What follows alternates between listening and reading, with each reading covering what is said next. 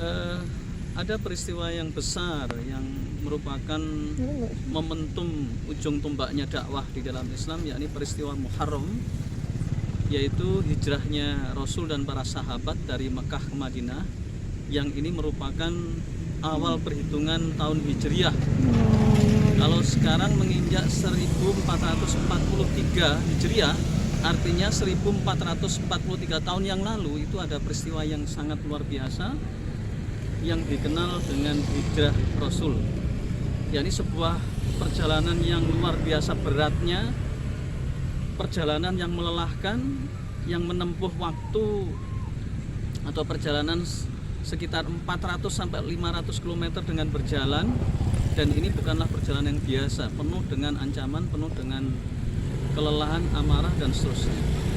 Dan ini adalah sebuah momentum yang luar biasa yang tidak harus cuma diperingati, tetapi harus dilaksanakan apa rahasia di balik peristiwa hijrah ini. Demikian. Hijrah adalah berpindahnya Rasulullah dan para sahabatnya dari Makkah Al-Mukarramah ke Yasrib dan kemudian terkenal dengan nama Madinah Al-Munawwarah. Dengan kesungguhan yang luar biasa, meninggalkan sanak famili dan meninggalkan seluruh harta benda yang dimiliki. Kemudian mereka hidup baru di tempat yang baru yang mereka tidak pernah kenal sebelumnya. Dan tujuannya apa sih sebenarnya dalam hijrah itu? Mereka ingin berislam dan berdakwah dengan baik.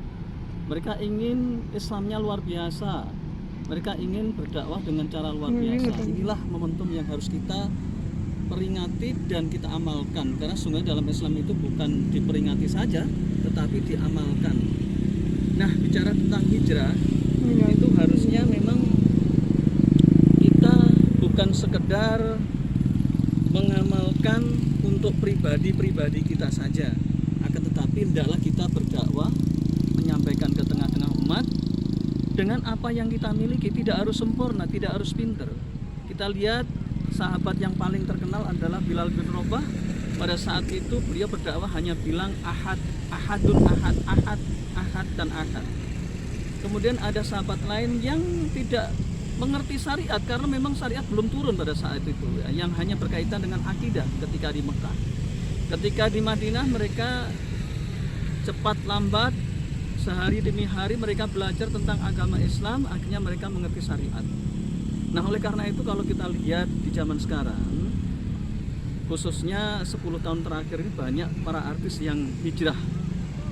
Hanya saja hijrah mereka itu kurang sempurna. Kenapa? Karena pengertian hijrah ini adalah merubah diri mereka yang tadinya suka dugem, tadinya suka hura-hura, mereka menjadi taubat, ya.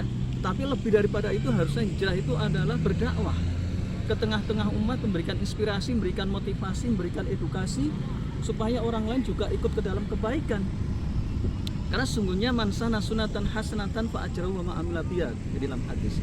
Barang siapa yang mengajarkan kebaikan, sunnah kebaikan, maka dia akan dikasih pahala yang lebih.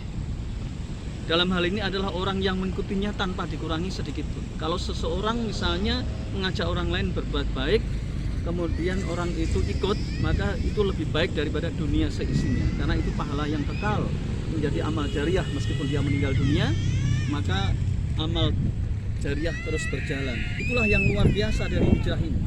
Jadi hijrah bukanlah sekedar berubah untuk individu, tetapi hijrah adalah dakwah.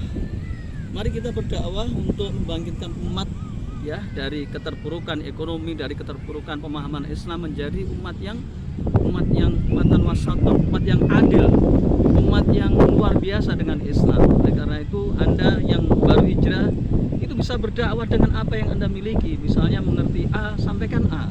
Mengerti B, sampaikan B. Mengerti tentang Islam itu agama indah, sampaikan apa adanya. Tidak harus pintar, tidak harus hatam 30 juz. Karena sungguhnya dulu sahabat-sahabat juga tidak pernah hatam ketika di Mekah.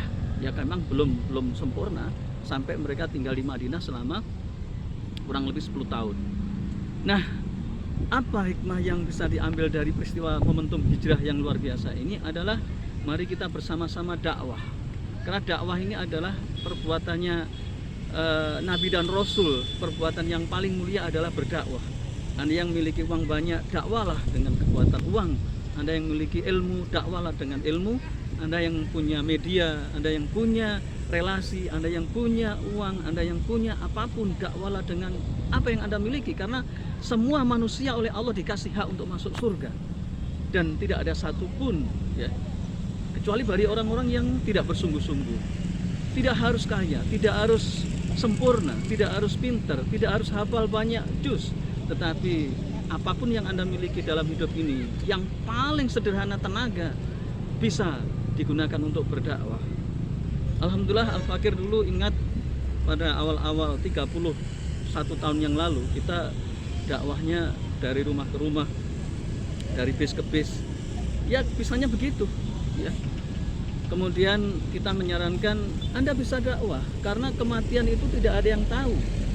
Ada sahabat yang taubat ya, dia belum sempat beribadah secara bagus tapi masuk surga karena dia taubat dan kemudian berjihad dan berdakwah sebisanya. Oleh karena itu mari kita bersama-sama hijrah berdakwah. Yuk kita hijrah, jangan tunggu nanti atau tapi, akan tetapi dakwah together, Islam forever. Mari kita sama-sama untuk membangkitkan umat Islam. Assalamualaikum warahmatullahi wabarakatuh. Hijrah adalah perubahan menuju kebaikan. Jadi momentum hijriah adalah momentum untuk berbuat kebajikan. Kita menuju kepada sesuatu yang diridhoi oleh Allah dan kita menuju sesuatu yang penuh dengan hidayah. Hijrah sebenarnya bisa bermakna lebih jauh daripada itu. Kalau kita lihat lembaran-lembaran sirah nabawiyah dan para sahabat Rasulullah Muhammad SAW, di sana mereka telah mengumpulkan hidupnya dengan dakwah. Andai kata bukan karena dakwah, tentu Islam tidak akan mencapai seluruh dunia.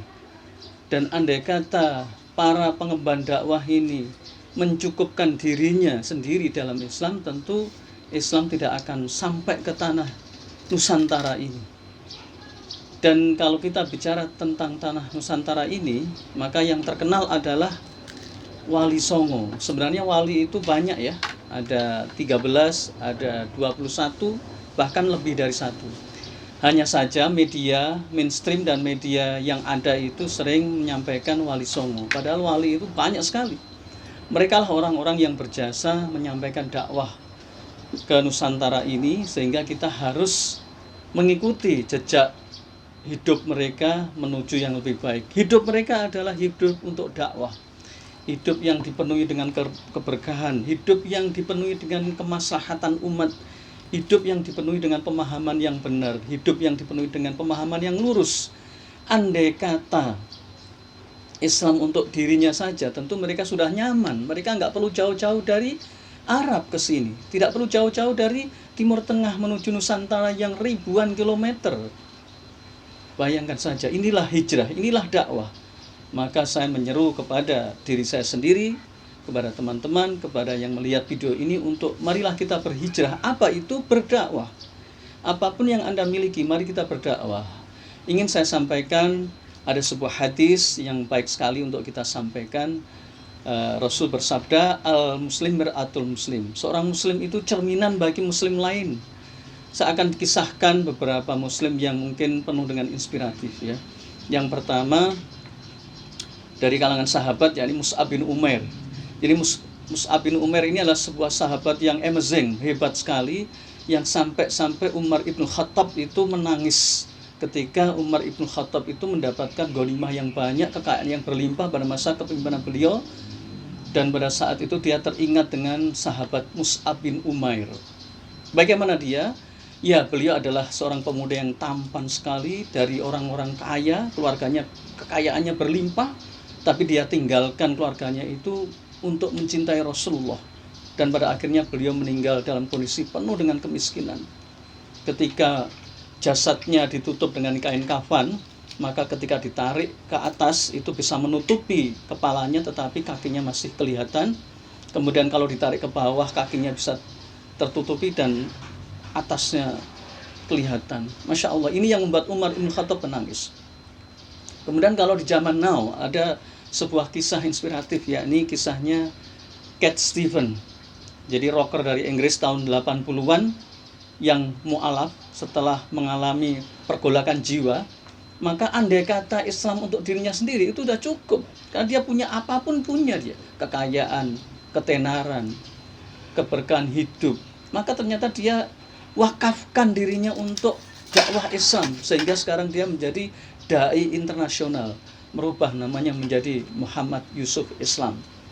Inilah hijrah yang the real hijrah yang sesungguhnya bukanlah untuk dirinya sendiri, tetapi untuk umat Islam. Mari kita niatkan, wakafkan diri kita, tenaga kita, pikiran kita untuk Islam, untuk dakwah yang lebih baik, untuk kejayaan Islam. Al-Islam, al-izzah lil Islam wal muslimin.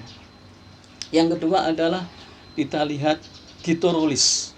Gito Rolis, siapa yang tidak kenal dengan Gito Rolis, mantan rocker ya, Masya Allah. Kalau kita lihat kisahnya itu luar biasa. Gito Rolis itu pernah, ini sekedar hijrahnya ya, dari Bandung ke Jakarta itu telanjang bulat, sampai begitunya hebatnya dalam kenakalan. Tapi dia tobat, menuju penghujung akhir hayatnya dia wakafkan hidupnya untuk dakwah, untuk Islam. Dia dari kota ke kota, dari pulau ke pulau, dia menyampaikan Islam sampai akhir hayat. Masya Allah, Gito Rolis luar biasa. Saya teringat dengan lagu beliau tentang Permata Biru. Itu saya menyukai Gito Rolis itu tahun 80-an. Saya menghimbau rocker, artis, siapapun Anda, pecinta Gito Rolis atau siapapun, tobatlah Gito Rolis. Kemudian Hari Mukti. Saya tahu Hari Mukti ketika saya SMA.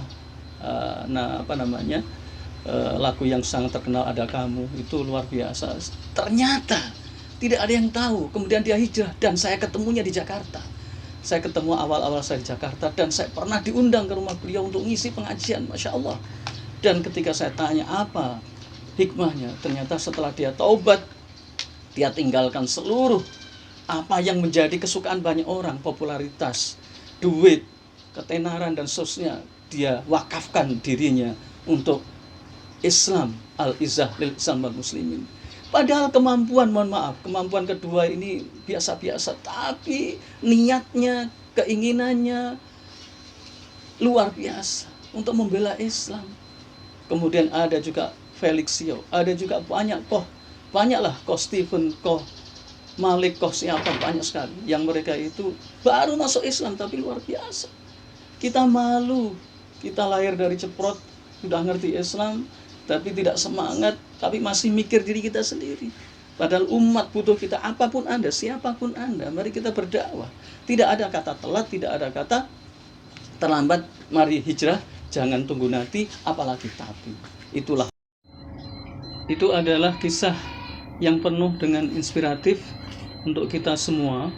Karena sungguhnya Allah memberikan kesempatan bagi kita untuk mengambil pelajaran dalam hidup ini dari siapapun.